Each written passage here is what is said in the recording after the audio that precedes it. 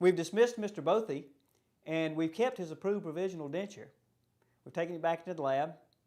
We've rinsed it off. And so our goal now is we want to be able to provide him with that duplicate denture that he can wear. This is the technique that we'll be doing this weekend, and this is such a luxury to have because we never have to rush the lab. And let me tell you this, with a duplicate denture, this is a great technique for your staff to learn to do. You don't need to get back there and do it yourself. You can show them this video if you want. You can use the manual that I'm going to provide you in this course, and they can take it upon themselves to learn how to do this because this is a great technique, and in terms of materials and resources, money, it's not going to cost that much to do this for a patient. Before we refreshed his dentures, we want to put these into a jig. This is a Lang duplicating jig. It's basically a clamshell that we can immerse the dentures in so that we can take them out and make a duplicate. I'm in the process of making a new jig because the Lang duplicating jig is made to use alginate impression material. And what you do is you put alginate in, make an impression on one side of the denture, put alginate in this side, close it down, make an impression on the other side, pull it out, and then you make your duplicate in there from the alginate. The problem with that is the alginate has a tendency to tear very easily. And you are rushed to get the diagnostic denture made. So what we're going to use instead of alginate is lab putty. What it does for you is it's resistant to tearing and breaking when you pull the denture out. But the other thing is it's stable long term.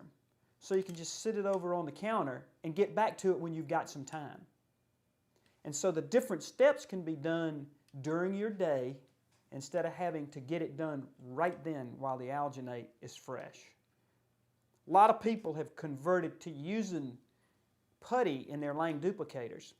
The problem is the putty gets so locked into all these undercuts, it's really hard to get the putty out. So we're in the process of making a duplicating flask that actually has the sides open up and you can just slide the putty out. The first thing we're going to do is we're going to make sure that the Lang duplicating jig is large enough for the denture. I've actually had a denture come through that was too big to fit in the jig. They make an old jig that is extra large that you can hang around with, but most all dentures are going to fit into the Lang duplicating jig. Okay? Now, how many scoops of putty are you going to use in this thing? We've kind of gone through it over the years, and for an upper denture on either side, you want to use 8 to 10 scoops. 8 to 10 scoops of putty. We've measured out 8 scoops. That's the little scoop bowl. And here's our accelerator. But I think what's an easy way to determine if you've got enough putty is before you put any accelerator in, go ahead and stick it down into the jig. It's not going to set. And put your denture down in there and kind of see if you've got enough. And I'd say we need one more scoop, Kathy, if you could do that for me. Then I can just pull Mr. Bothy's denture out and then pull the unset putty out and just add one more scoop. So that way you're not mixing way too much or you're not going to end up not having enough when you close your jig down. So we've got 7 scoops.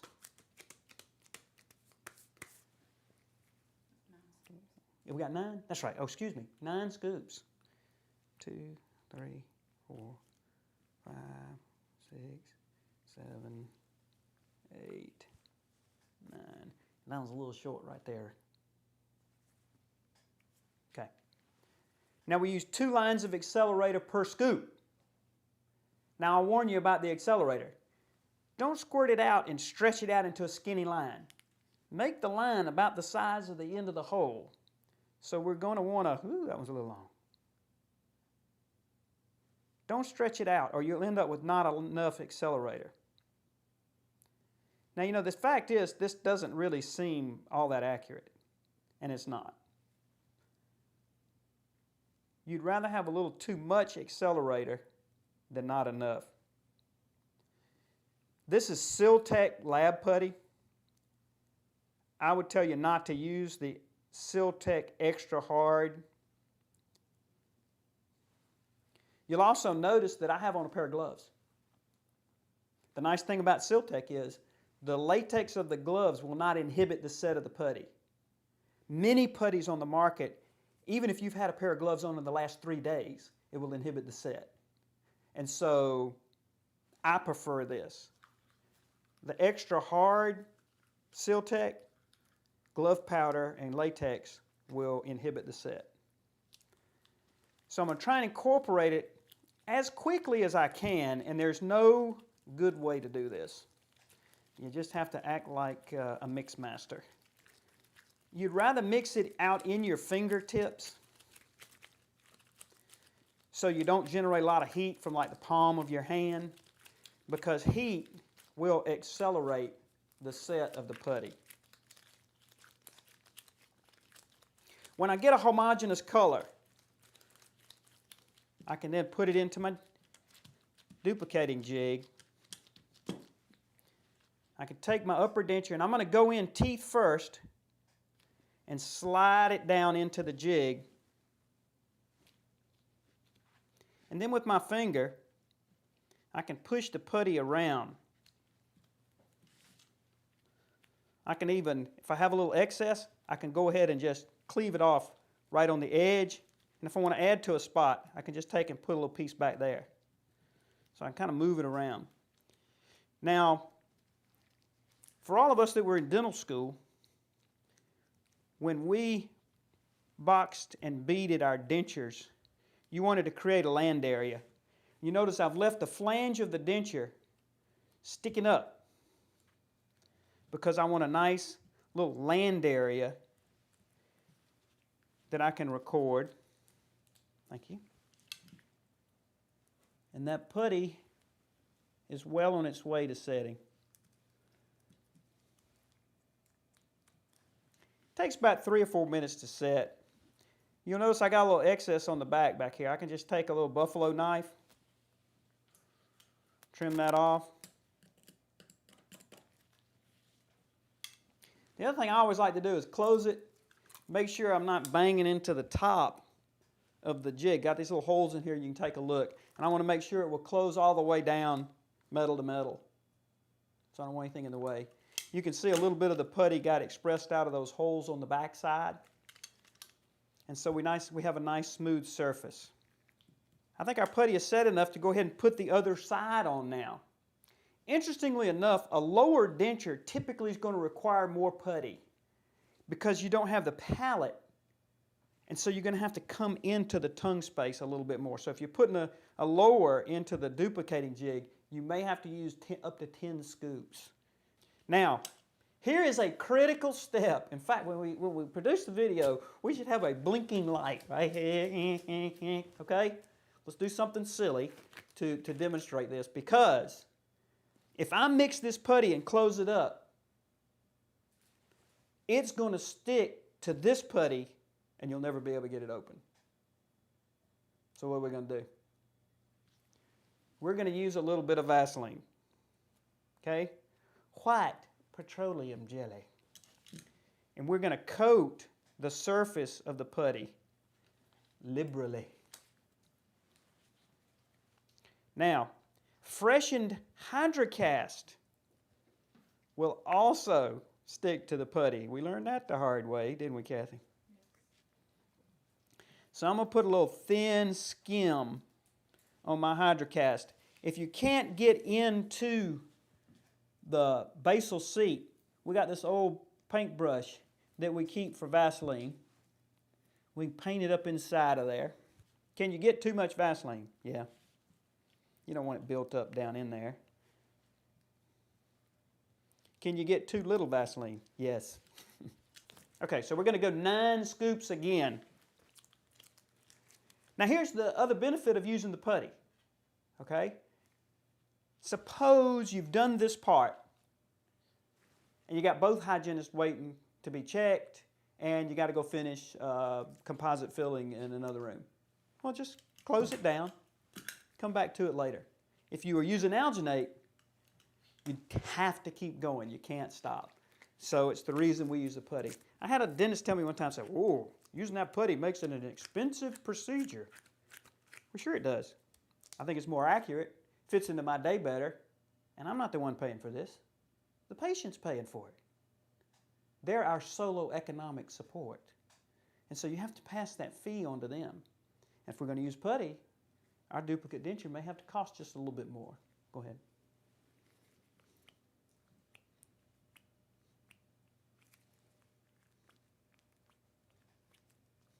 Been using putty a long, long time, and there's just a million uses for it.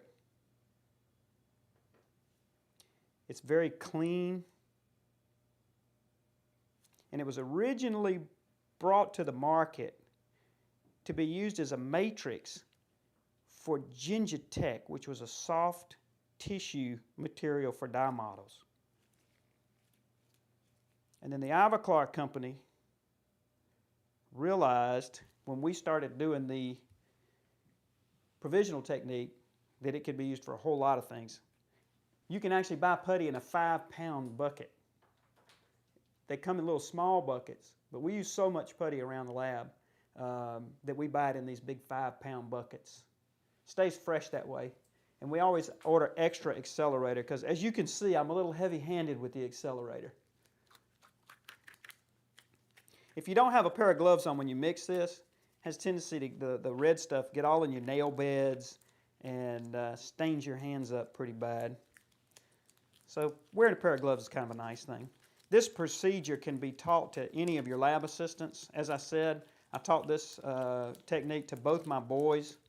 They work back in the lab in the summertime. My son Jimmy's now in dental school, and so he feels like having worked in the lab has put him way ahead. Now let me show you something. It's a tip. Take some putty and push it down into the denture. That way you won't get a big void in the palate or in the ridge. Then we'll put our putty in our jig and we'll slowly close it down.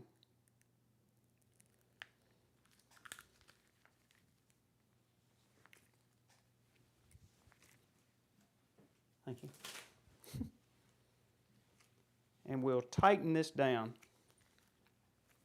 Now my brother used to stand up on it and squeeze it out because we're basically just creating like a denture flask. Once you've got it in the jig, we learned from Pascal and Michel Magnier that putty will actually set harder if you put it in a pressure pot. So I'm going to drop it in the pressure pot and let it set completely.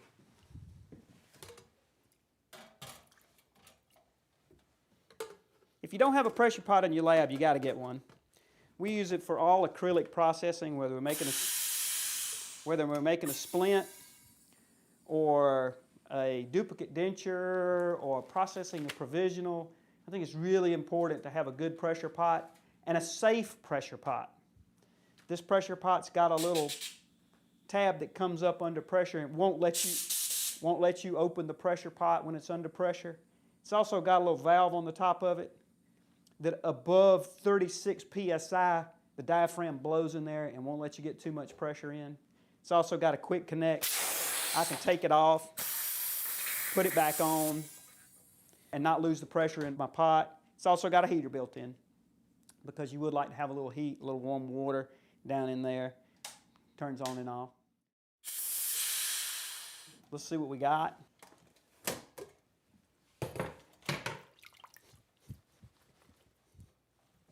We'll grab a towel right quick. Try and stay dry, but I'm not going to make it, huh? Getting this one open is a challenge. Nah. There we go. what you'll notice is there's the ridge. And if I pop this out, I'm going to be careful not to scar up my hydrocast.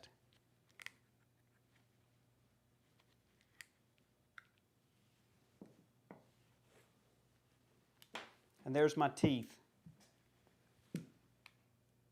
Now, let me show you something very interesting. We did not have enough putty when we did this one. Right here and right here. What are we going to do? Don't panic. Don't panic. We're just going to add some. Because we haven't lubricated this side, the putty's going to stick to itself right away. And the places I'm going to add are back in this corner back here. We got a good replica of the ridge. We could probably use it the way it is, but I would prefer to fill it out. A little bit up here in the front too.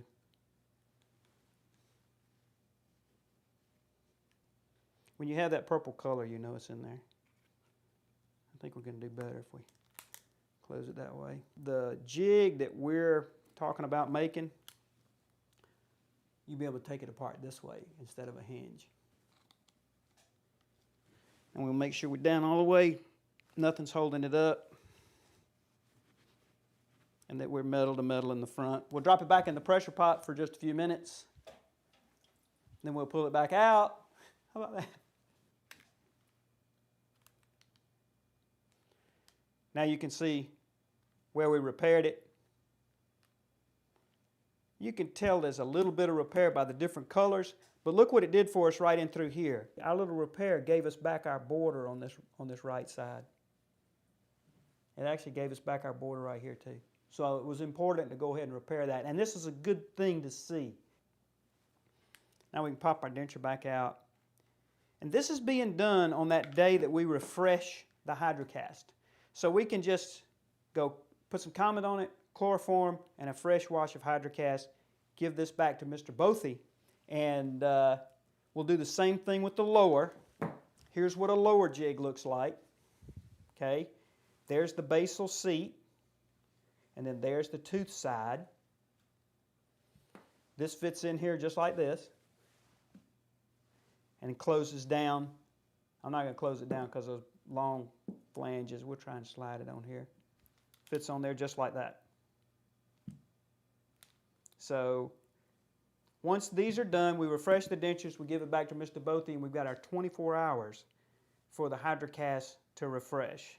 During that time, I don't even believe you have to go just 24 hours. You can go a couple or 3 days. A lot of times what we'll do is we'll refresh on a Thursday afternoon, and we'll have them come in on Monday or Tuesday to finalize. That 24 hours is not a magical time. It's the minimum amount of time. You wouldn't want to go 2 or 3 weeks. You'd want to do it within about a 3, 4, 5 day time period. And so we'll give these back to him, and then he'll come back for that finalization procedure. Okay, now what we have in our jigs is the replica of Mr. Bothy's approved provisional denture. We got the upper and the lower, and we're going to fabricate now the duplicate denture. The first thing we're going to do is we're going to make the tooth portion. You'd think maybe you could just squirt the tooth color in there and then put some pink on top of it and slam it all home and it'd work. It just doesn't work that way because the pink will get all intermixed with the white and it just turns into a mess. And so we would really like these to look pretty and be an exact duplicate. So I'm going to use tooth colored acrylic. Now it doesn't matter what type of acrylic you want to use. Whatever kind of acrylic that you make temporaries from, I will tell you this. If you have to have a light cured material, it's not going to work in here. The bisacryls aren't going to work in here. I'm going to use this stuff called Temp Art. I think it's made by Sultan. I like the colors. I like the way it looks. It mixes with jet acrylic. We're going to use jet pink. If you use jet tooth color, that's fine too. Cold pack works fine. Any kind of methyl methacrylate is going to work. We've got some real expensive acrylics alike. Kathy, what's that acrylic that we've used lately that's so expensive? New Outline. Yeah, the New Outline works really good. They have a really pretty color selection with the new outline. But the fact is, any cold cure tooth color acrylic is going to work. So what we're going to do is we're going to put a little bit of liquid into a mixing bowl. We're going to use a shade of A1, I think, mixed with a little B1. And when we make provisionals as well as denture teeth, I also add a little clear acrylic in with it. Now, how much do I add? Personal preference. I'm going to mix the A1 and the B1 together. And I'm going to probably heavily weight it with A1. We'll look at our consistency. If you read the specs on all this stuff,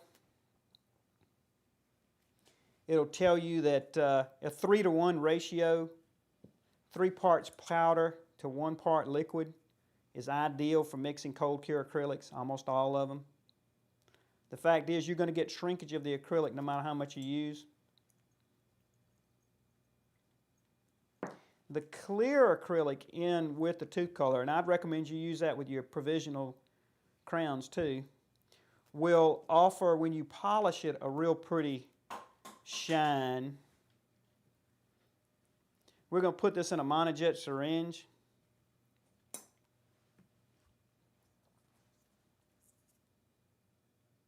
Because I want to be able to inject it down into the teeth. I'm going to try and hold this so you can see it. I'll start at the second molar and then just inject around. Make sure you've gone up the buccal surface of all the teeth. And make sure you're not trapping any air bubbles in the incisal edge.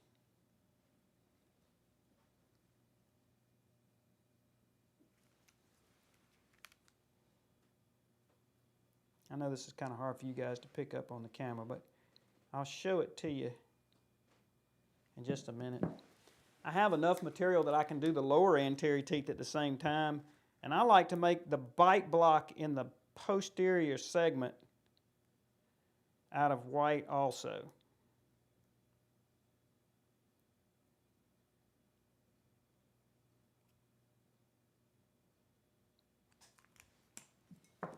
I'll add just a little bit back there. Then I'll flip this over and put a little bit of monomer on my finger and just press it into the teeth. Woo! And the bite block. Get on back there. Now, for you dentists that do not like lab procedures, I've only got one bit of advice for you. Get over it. Once I've got it pushed up into the teeth, the labial surfaces and the bite blocks, I always close it down. The reason we do that, the ridge could actually strike the tooth color. Now I've pushed it into the teeth and I'm going to close it down. And the reason we close it down is in case the ridge strikes the tooth color, you want it to push it out of the way. If you don't close it down and it strikes, it's going to hold the whole denture up when you put the pink on. We're going to take these and we're going to drop them in the pressure pot. Anytime we mix acrylic, we like to cure it under pressure.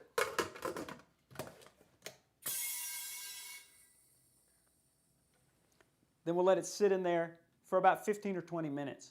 This is another good stopping point. You can stop, you can go do something else, return a phone call, check your hygiene, finish up a filling or a crown or something, and come back. There's no real rush at this point. So, we're all set.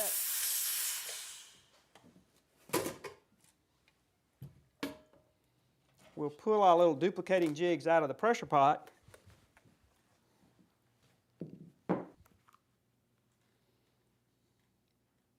Pop these open.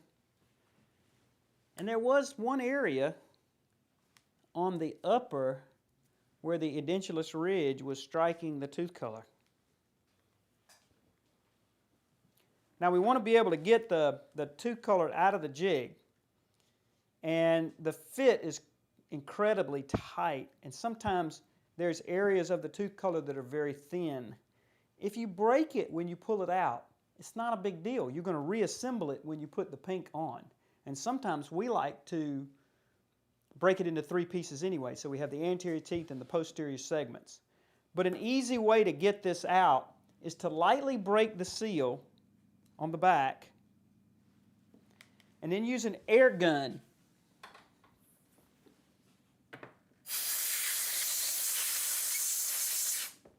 And the air will just lift it right out of the jig. Now there's our tooth colored part of the lower. We'll do the same thing on the upper, and typically the upper is a little more difficult to get out.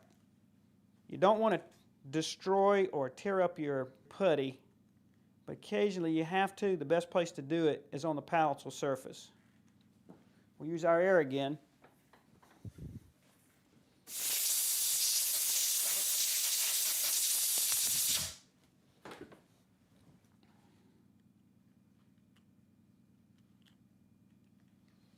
And now we have our upper tooth portion.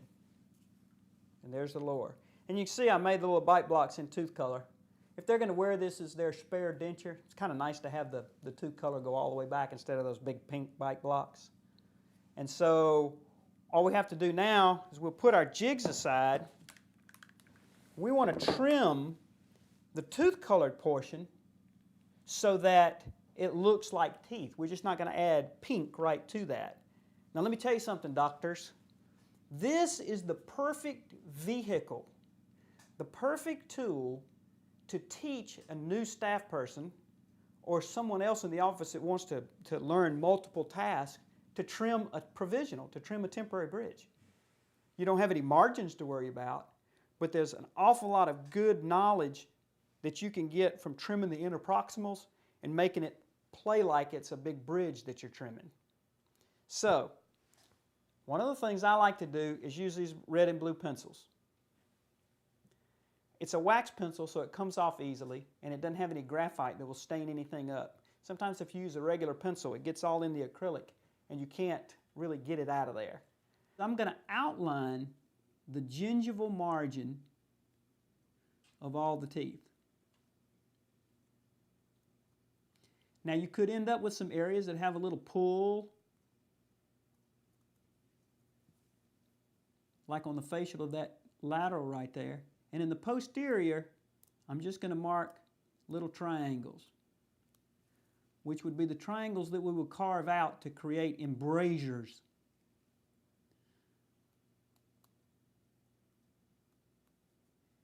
If you've been with me in any of my other courses, you know that I'm big on using a pattern. If you don't have a pattern, it's really difficult. When you start trimming, you lose your perspective. So if I want to delegate this to someone who's never done it before, I can mark the blue and tell them just to trim it back to the blue line. The lingual, it's not quite as critical, and if you'd like to, you can just put a straight line across the back of the upper teeth because the lingual's basically not going to show. But like everything else, we want it to look good, and we want patients to be proud of it, and us too. So what I've done with my red and blue pencil is on the lingual, I've marked the embrasures, and on the buccal, the labial, I've marked the embrasures. Okay? I can do the same thing on the lower. This goes very quickly. It doesn't take a lot of time, but it ensures success when you go about the process of trimming these things.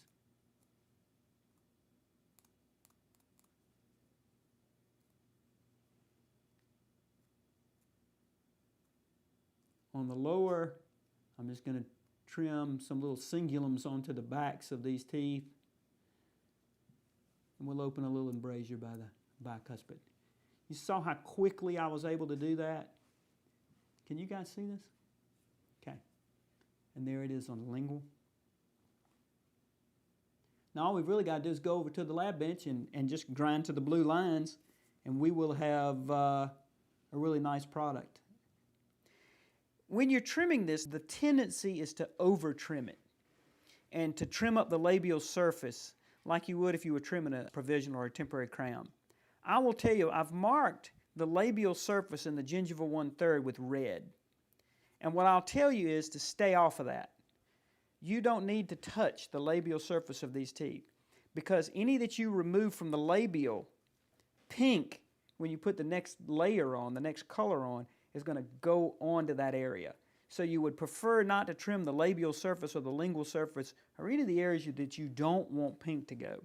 So let me show you how quickly we can do this. And what I'm going to do is I'm just going to do this side. I'm just going to do right in here. Then I'll show you how to do the back. And then we'll flip it over and we'll talk about the lingual instead of doing the whole thing. But you can see how quickly it goes. It's going to make a pretty good bit of noise. I'm trying to talk over the noise. And I'm going to trim right to the blue line. I'm using a long, thin acrylic burr.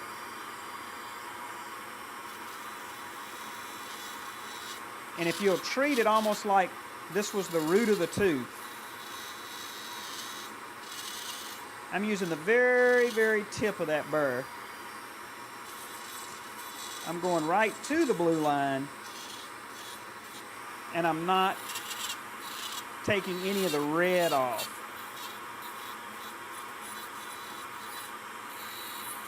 There again, I'm going right to the blue line. What you want to avoid is having little short, stubby teeth when you put the pink on. And if I'm using my pattern, what you'll notice is there's no blue line on this tooth, so I'm not going to trim that one at all. And as you go into the posterior, you'll find that you hardly have to trim any at the gingival. You're just going to have to work interproximally. I'm taking the gross acrylic off, and you can see how quickly that was done. Then I'll switch to a sandpaper disc. And when I use a sandpaper disc, this is a single-sided. There's no sand on this side, and there's sand on this side, which means the sand is on the side towards my trimming hand. So that what I can do with this, okay, we've gotten the gross amount of acrylic off at that gingival margin. I'm just going to open the interproximals just a little bit right to the blue line. When I use this sandpaper disc, I can go in and I can just pull it towards my hand if you watch. I can go into the interproximal and just pull it right towards my hand and go right to the blue line. I can go very quickly. I can do all the distals on the left side. I can open the interproximals between all the bicuspids, doing the distals on the left side. I can jump around to the other side and I can do the mesials of the other side. This is just maximizing your time, by the way. Notice my blue lines are still there.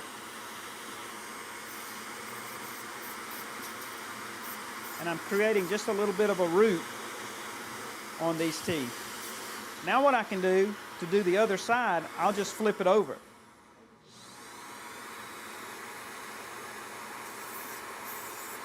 Now I can do the distals of the right side.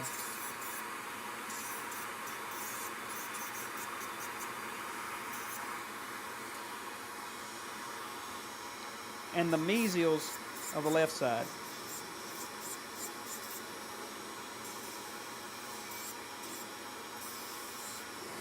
Take as much time as you need with this. I'm just doing this real quickly so that you can get a feel for what you need to do.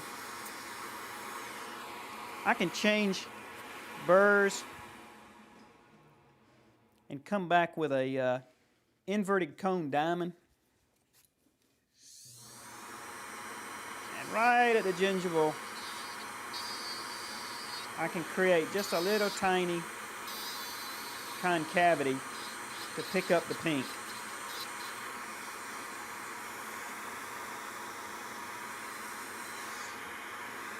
Now what I've done is I've opened my interproximals, I've taken off the bulk at the gingival, and I haven't touched the labial surface, so it will inhibit the pink acrylic from going down onto the labial surface. In the posterior, I've done the same thing, but more in just opening the interproximals is all I've had to do in the posterior. There again, you still see my red marks are there. I didn't want to touch the labial surfaces. On the lingual surface, I still have my blue lines marked. I don't really want to touch any of the lingual surface of these teeth, so I'll mark those in red.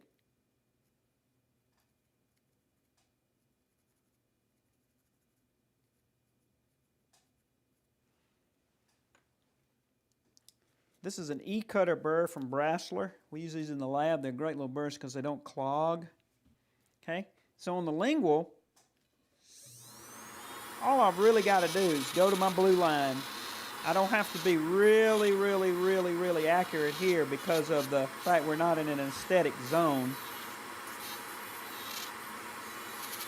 There again, ladies and gentlemen, this is a great tool to get someone acclimated to trimming acrylic, like your newest dental assistant, or cross-train someone else in the office to do something, because you don't have to worry about margins and sealing teeth and all of that.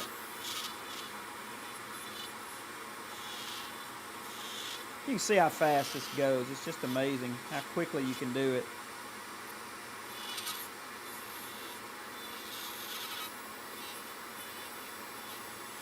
A word about magnification. A lot of dental assistants that I work with over the years and lab assistants that I work with over the years don't wear magnification. I will tell you to buy some sort of magnification. You don't have to spend thousands of dollars. You can buy a pair of clip-on magnifiers that will fit onto your safety glasses. You can get those from the Madison River Fly Fishing Catalog. That's the Madison River Fly Fishing Catalog. They're $9.95, and they work great. You can also buy a pair of safety glasses that has a little magnifier built into the bottom of it. Now what we've done is we've trimmed the lingual away. We've opened the embrasures. And on the labial, we've done the same thing.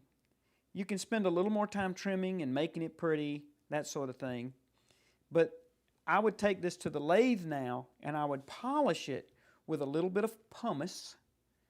Don't over polish, because all the acrylic you remove is going to be replaced with pink. So just lightly polish with a little bit of pumice, and then put a little bit of Sure Shine or Mall Dent, which is a acrylic polishing agent that's almost like a glazing compound, on a little tiny linen wheel. This fits into my lab handpiece. You have to use this dry. Do not use this wet. The resulting product of this, after you have trimmed it and you've gone to the lathe and polished it, is a tooth portion that looks like this now. That's got a nice shine on it. The embrasures are opened up nicely, and this will be ready to receive the pink acrylic. We'll do the same thing on the lower, where we've marked the embrasures. We've marked some little cingulums on the lingual surface of the lower. We've even opened up some little embrasures by where the bite blocks are. And then what we'll do is we'll take that to the lathe, and our end product of opening our embrasures and polishing on the lathe will give us a smooth, shiny finished. Now, the question would be, why polish it now? Why not just polish it when we're done? You are going to get pink acrylic on this, and a highly polished surface that has some Vaseline or separator on it will be much easier to clean the pink off than if you hadn't polished it. So we like to go ahead and polish it up. Keep in mind, too, that after the pink has been put on to the highly polished surfaces of the teeth, you can always go back and open some incisal embrasures and really make it look pretty at that time. We just wanted to get the bulk off and get them part of the duplicate denture. We've got our tooth portion all trimmed and polished, and now we can put these back down into our duplicating jigs and add the pink base onto it. There's a couple of things that I want to really give you a heads up on about doing this part, because at this point is when you can really kind of screw it up. I know that from experience. And so one of the things we concentrate very heavily on is painting the surfaces of the teeth with a lubricant. We just use white petroleum jelly and a brush. You can use one of those Bonafil brushes or what have you. This is an old porcelain technician's brush. When they get ready to throw them away, I ask them to save them for me, and they usually have a whole drawer full of them. And what I'm going to do is very liberally put Vaseline in the interproximal, on the labial surface, and on the lingual surface. I will tell you, take your time doing this.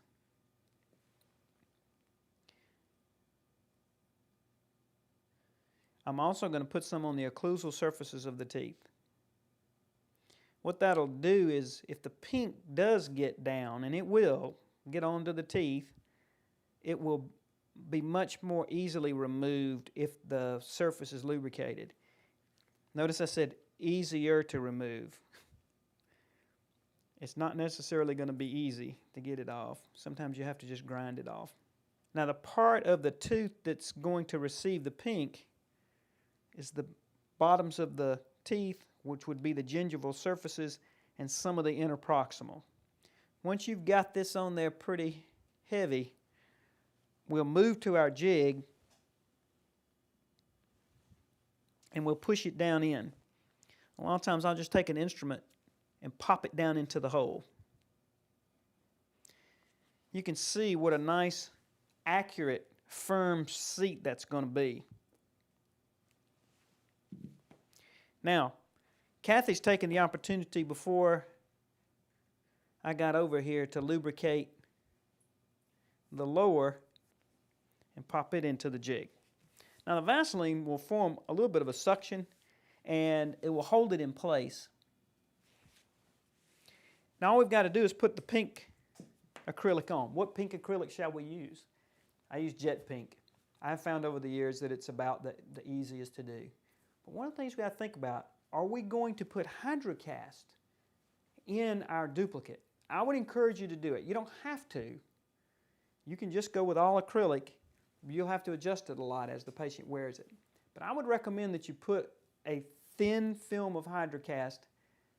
But to do that, if we're going to put hydrocast, we have to provide a space for that hydrocast. There's an easy way to do this. We just use one sheet of base plate wax over the surface of the tissue. When we process the pink, then we peel the base plate wax out and we have a space for the hydrocast. We warm a piece of base plate wax. One of the best places to keep some wax warm all the time is your pressure pot. The water stays a pretty constant temperature. You can just float some wax in there and it'll stay nice and soft for you and workable. And as you know, I like to warm wax in hot water instead of a flame.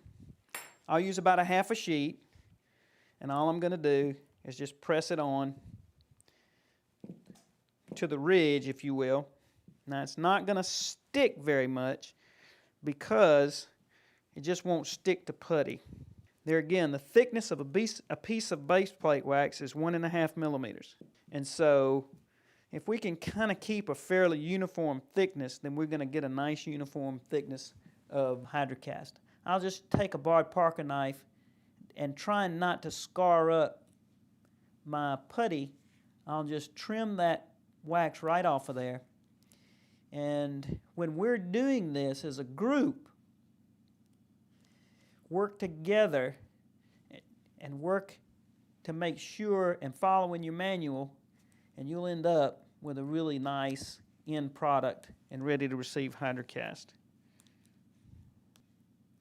What we used to do is we'd go ahead and process it, and then we'd take a great big acrylic burr and grind out and create space for the hydrocast.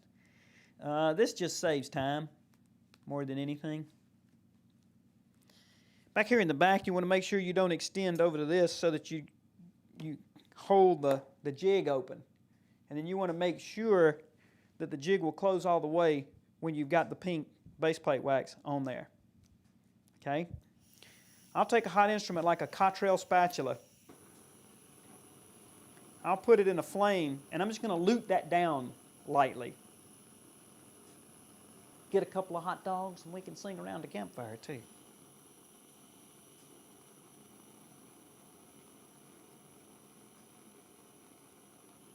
A very famous dentist once said, you can't go through life with a cold spatula. And I believe him. Only reason I'm luting this down is just so it doesn't move around on us when we put the pink in. And I'd really rather the pink not go up under the base plate wax. We'll check it one more time. Now that one's ready to go. If we do the lower real quick, I kind of check to see what size I want, because the lower sometimes you use a little bit more than a half a sheet. Save those little pieces because you can use them for something else.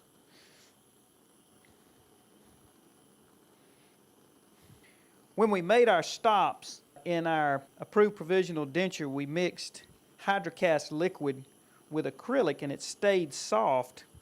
The reason we knew that would happen was because one day I was making a duplicate denture and I picked up the hydrocast liquid instead of the liquid for the acrylic, and I couldn't figure out why that acrylic never set until Kathy reminded me that I picked up the wrong bottle. And so, like a lot of things happen in life, that's how we learned by mistake that we could use that as a nice soft stop in our approved provisional dentures. You almost do this like you would do a custom tray block out. I tell you, the other thing you can do is you can just pull it off of there if you want to.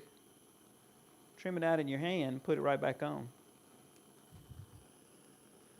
We could dunk the whole thing back in the water too if we wanted to. Get it right to a good temperature. Excuse me. I'm just tucking it in on the lingual now and into that retromylohyoid fossa. Got a little excess right here by the genial tubercle.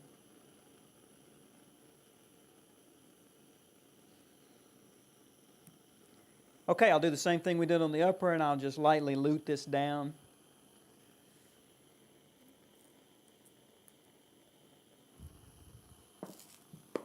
Checking it to make sure it's closed. And now we've got a little uniform thickness of block out in the areas that we really want that block out to be, right over the top of the ridge. We can trim the border down anytime we want to when we're making this. Okay. Now, we've got our block out, we have our tooth portion trimmed, it's lubricated. We can now mix up and place our pink acrylic on top. What we have found over the years is if you'll salt and pepper in a little bit of pink first before you make a big mix, then you'll get a much better seal around all the teeth. These are Kayon, K-A-Y-O-N, custom stains. The acrylic is a bunch of different colors. This color is kind of a blue or a purple color. They have a little red color. They have pink. They have white. And then they have fibered pink. They have a bunch of different colors. And what you can do is custom characterize your duplicate denture just like you would your final denture. And as you can see, they've got a little blue up in the vestibule area, up in here. And they've got a little white that comes up to simulate a root surface coming up through the tissue. Sometimes we do this, but most of the time we just mix up regular pink just because the patient's only going to wear it for a couple of weeks. It's not really going to show. If you've got a patient with a real high lip line and they show some pink, you might want to go ahead and custom characterize it. But frankly, that's not easy to do, and you can end up with some really bad looking dentures. You know, all of a sudden you got brown and purple gums all over the place. Let's start by doing a little salt and pepper, and I'm just going to paint a little acrylic liquid down around the teeth and the areas that I want to pick up the pink powder. And then I'll just sprinkle in a little bit of the pink, and it's going to pick up all the liquid. This pretty much keeps you from getting big bubbles in the interproximal. This is also the way you'd put your custom stain on. You'd wet it with liquid,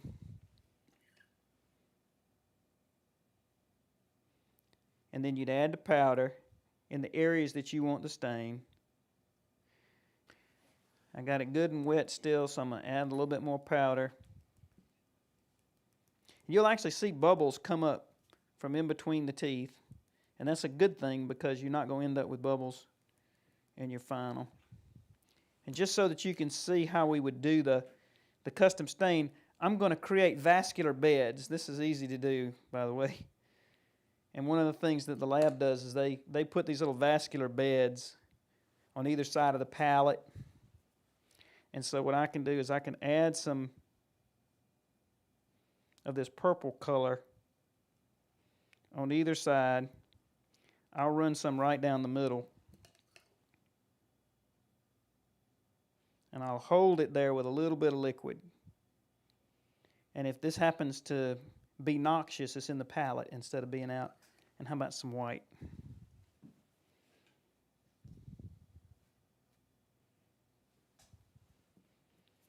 And then I'll highlight that with a little bit of white. I can also hit the root surfaces with a little bit of white. Just breaks up the color just a little bit. And then we'll tack it down with some liquid.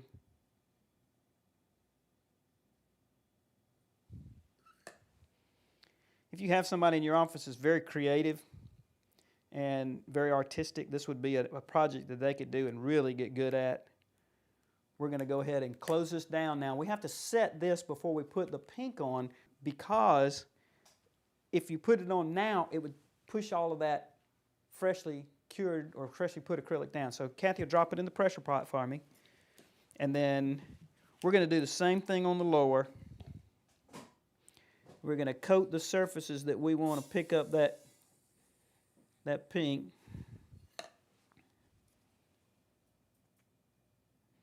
And particularly in those buccal embrasures. As you can see, this goes pretty fast also.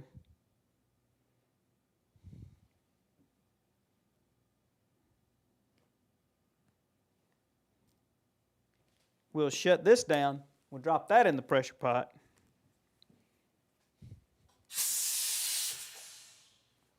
And then we'll give those a couple of minutes to set. And we're not going to pull them out. We'll mix up pink and add to them. Okay, now we've popped these out of the pressure pot. And our first little salt and peppered and our custom staining has set for us now. So that when we put this next bulk layer on, it's not going to be pushed out of the way and run everywhere.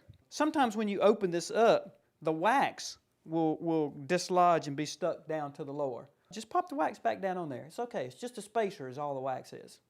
The wax can be hard to get out of the pink acrylic, so I'm just going to put a little thin covering of Vaseline on that wax. It'll be much easier for us to get it out when we've processed this. And anytime we can make the job a little bit easier, we always like to. So now I'm going to mix up my bulk pink layer, and I'm going to put enough in here that I will have an excess. You'd rather have more of this than not enough. You notice I'm using the little Hydrocast mixing cups. They're a little bit bigger in volume than some of these other cups that we have. And I've got pink jet acrylic, which is made by Lang, and we mixed in a little bit of clear so we can get a nice shine on it when we're done. And I'm just going to slowly incorporate that until we get our stiff mix.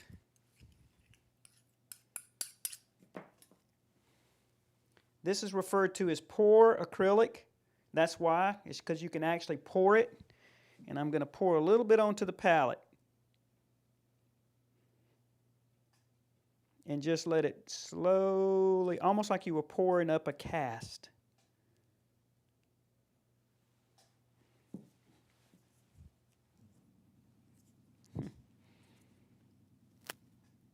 Now with my monojet syringe, I'll add to that, and I'll go into my vestibule below that wax and make sure that I don't get a huge bubble in the vestibule. Now if you're not using the wax, it's even more critical.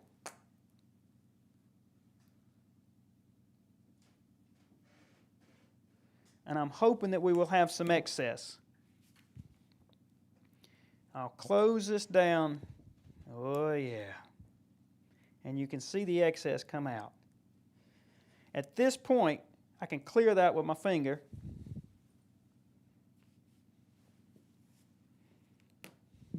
And I want to keep pushing and keep expressing the extra pink.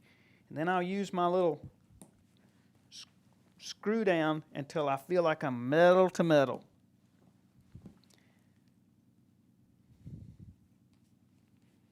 As I said, you want a little excess, and that's really not a gross excess.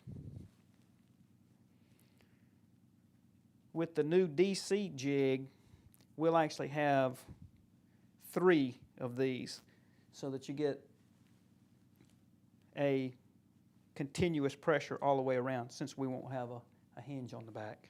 Now, we'll drop this in the pressure pot. We've taken the upper duplicate denture and we've taken it out of the pressure pot and we've teased open the jig. Sometimes it's kind of hard to get these out of here, but you'll see how easily the little flanges break off. Any bubbles or voids that you're going to have up inside the basal seat of the denture will going to fill in with hydrocast anyway. What we would hope when we first pull this thing out is that it looks like a denture, by the way. And as you can see, in fact, I'm real pleased with this one because we got virtually no pink on the teeth. We've picked up the teeth that we trimmed, and working really hard on them to make them look pretty has really benefited us. And then if you look at the lingual, it's going to be a simple matter to trim. Here's my little custom characterization tries. And I learned from a laboratory technician one time, if you want to try something creative, do it on the distal buccal of an upper second molar. Nobody will ever see it but you. And if it looks good, then you can try it in some other part of the mouth. And so this is our denture right out of the jig. Now all I have to do is trim up this excess, which is going to take almost no time, and then peel our wax out. The wax just comes out using a buffalo knife. It's going to provide a space for the hydrocast. We have taken the time to really clean the wax out of the duplicate denture and spend some time and get all of the wax out of this duplicate denture, because you know that's going to provide the space for us so that we can put hydrocast in this space and have a hydrocasted duplicate denture for Mr. Bothy to wear while we keep his approved provisional denture to process, to do our final processing. I've taken the opportunity and just trimmed the excess off. There was very little excess, as you saw when we took it out of the jig. I've gone ahead and removed a little bit of the excess off the teeth. I've also taken the opportunity to trim the border down just a little bit. Just took an acrylic burr. This is the burr that I use. Just take a little acrylic burr and trim that border down, because I want the hydrocast to get over the border and give us borders in hydrocast. The other thing that we've done is polish the denture with a little bit of pumice and Sure Shine or some sort of acrylic polishing agent. This will go right back into our duplicating jigs, and then we can lubricate these and put hydrocast in them. The hydrocasted duplicate dentures are very, very comfortable to the patients, and they can wear them for an indefinite period of time. What that does for us, it gives the lab an opportunity to take all the time they need to really make a nice final product. I've pretty much got the upper denture completed and ready to receive hydrocast. The lower now, as you can see, I haven't polished, but you can see the tooth portion and even the bite blocks in tooth color. I've also removed the wax from inside the internal surface, and I've trimmed off any flash and cut my borders down just a little bit. What we'll do is take this to the lathe now. We'll hit this with a little pumice, we'll polish it, and let me tell you why we polish it now. The reason we polish it now is because once we have the hydrocast in it, we really don't want to take it back to the lathe and get pumice all in our hydrocast or catch the hydrocast on the lathe. We'd rather go ahead and polish it, make it smooth, make it shiny, then put our hydrocast, and we don't have to go back to the lathe. Okay, Kathy is measuring out the hydrocast, and we're going to use a double mix of hydrocast, which is going to be 2 powders to 1.5 liquids, because we're going to put the hydrocast in both dentures at the same time. What we have learned over the years is hydrocast will actually stick to the putty just a little bit. So we're going to lubricate the putty with just a little bit of Vaseline, and I'm just going to lubricate the whole thing. And a brush will help us to get down into these areas of the retromalleoid fossa. We're even going to do the opposing sides because, you know, hydrocast is going to go everywhere. We're going to lubricate both jigs, and then we're going to lubricate the outside of the dentures because we want any hydrocast that gets on the external surface of the denture just to peel right off when we trim it. This can all be done a little bit before the patient gets in the chair.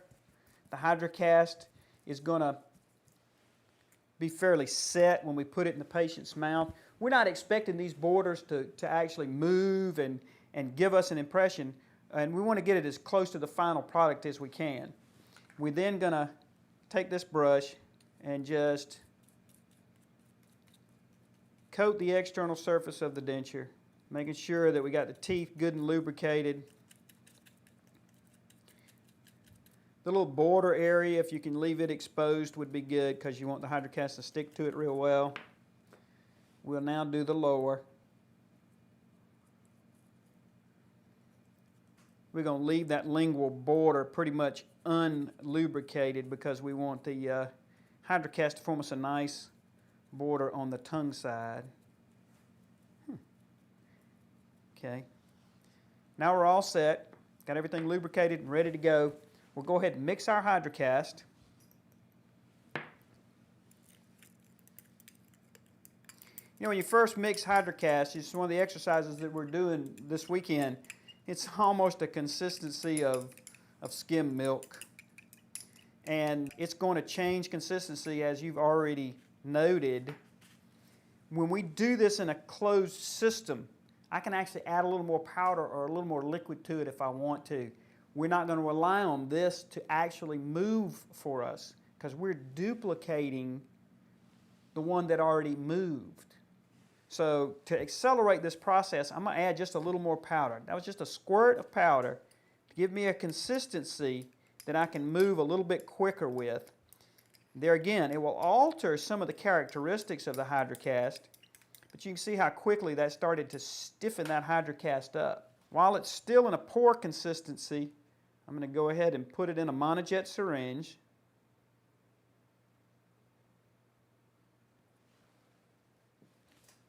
We'll take that syringe and I'm going to put a little bit in the borders around each one of these, making sure I can pick up those borders without a big bubble. And what I'll do is I'll inject a little bit into the palate of the upper.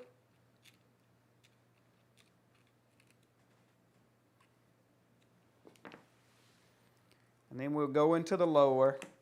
I've got a little extra here in my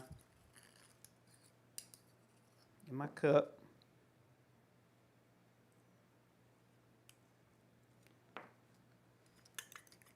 There again, we're going to have a fairly uniform thickness of this material because we use base plate wax as our block out, so we only need a little bit of it in the denture. You've got time when you're working with hydrocast. If I needed to mix another mix, I could mix another mix real quick and add it right in there. The other thing that's nice about hydrocast is if I pull this out and I want to add to a spot, if I didn't get a border that I wanted, all I'd have to do, but I can always spot weld, if you will, or add to the hydrocast after I've pulled it out of the jigs. You can even do it in the patient's mouth if you want to. Okay, we've got that closed down, got a little excess working its way out. We can now put the upper, and this one's going to be hard to close because he has anterior teeth that kind of protrude a little bit. There we go. That's it.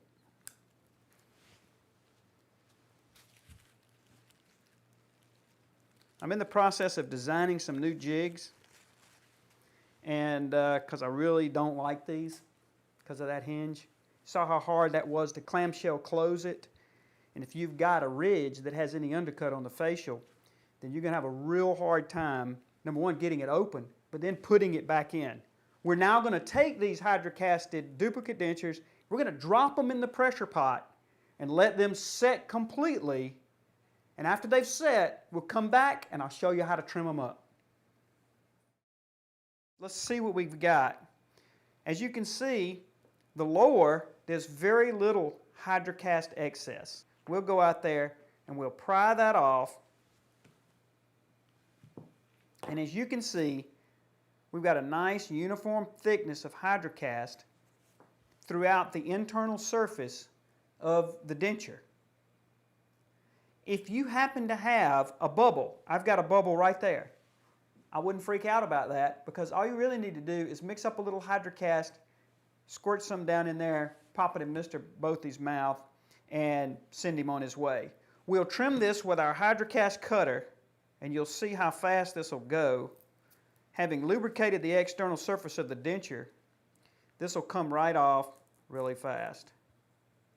We typically do not put the hydrocast in the duplicate dentures or really even the approved provisional denture until the patient has arrived, because you'd rather not have a patient either not show up or cancel at the last minute, and then there you sit with hydrocast that you're going to have to clean out because we want it fresh. And frankly, ladies and gentlemen, that's all it's going to take. Now, when Mr. Bothy arrives for his appointment, we'll just be able to pop that right in his mouth, and it should feel exactly like the approved provisional that he's been wearing. We don't have a lot of excess all over the outside of it. It's polished and smooth. We'll drop that in a little bit of cool water. Let's take a look at the upper now. We'll pop that open, and here's our upper. And as I told you, one of the things I don't like about these Lang jigs is he has a pretty big undercut out here in the front, and you can see it tore up the hydrocast when I opened it on this clamshell kind of arc. And so I'm hoping to have a new set of jigs ready in the not too distant future, which we're going to call the DC jigs. My nephew Daniel designed them this past summer while he worked in the lab in the office. I'm going to pop this upper out, and you can see how easily that's done. There's not a lot of excess on the outside of the denture. It'll take me just a few seconds to trim the excess hydrocast. I can add in his mouth if I'd like. If I've got a border that didn't turn out so good, I can just throw it right on there in his mouth. You guys are all now very experienced working hydrocast at the end of this weekend with the exercises that we've done, so you'll know the qualities pretty well. As I said before, we polished and smooth this area really well, the denture really well, before we put the hydrocast. That way we don't have to go back to the lathe with fresh hydrocast. Now what we have is an upper and a lower duplicate of the approved provisional denture that's got hydrocast in them, so that the day that we take Mr. Bothy's approved provisional and submit it to the laboratory for finalization, he has a duplicate to wear and we don't have to rush. Let me tell you one of the great property of these. This will always be Mr. Bothy's spare denture. If for some reason he drops his denture and breaks it, a tooth breaks off, and I have to keep it for a day or two, all I have to do is tell Mr. Bothy, get your duplicates out, and we have the patient store their duplicate dentures in the freezer. That way they don't grow any kind of fungus or mold on them, and the hydrocast stays nice. They can pull them out of the freezer, pop them in their mouth, and gives us all the time in the world to do any repairs or relines or whatever we want to do. So we'll put this aside until we get ready to finalize Mr. Bothy's approved provisional denture.